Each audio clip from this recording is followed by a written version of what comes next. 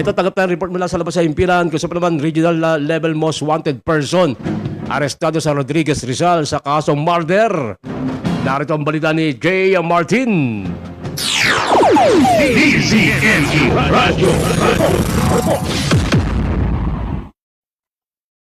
Ante-arestado ang 48 anyos na lalaki na tinaguriang Regional Level Most Wanted Person, rank number 6, nitong Lunes sa Barangay San Isidro, Rodriguez Rizal.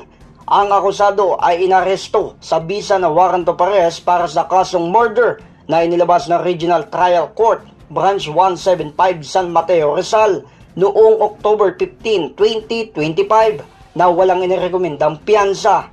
Ayon sa investigasyon ng pulisya, ang akusado ay matagal nang pinaghahanap kaugnay sa isang pamamaril na naganap noong January 9, 2022 sa Barangay San Rafael, Rodriguez Rizal, kung saan nasawi ang isang construction worker matapos barilin ng hindi pa noong nakikilalang salarin.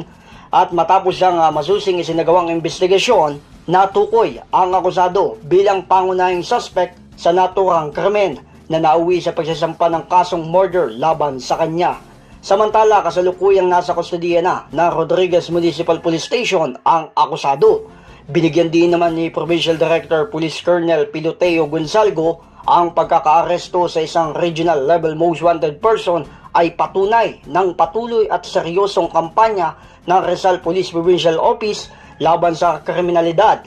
Hindi umano titigil ang kapulisan hanggat hindi napapanagot sa batas ang mga individual na sangkot sa mabibigat na krimen, banta sa kapayapaan ng ating komunidad. Ang inyong lingkod, J. Martin, ng Target On Air, nagulat para sa DZME 1530, ang Radyo TV. DZNE Radio. Maraming salamat kay Jay Martin. Diba ang batas talaga, mahaba ang kamay ng batas, ha? Kahit anong tago ninyo, mahuhuli kayo. Talaga naman, oh.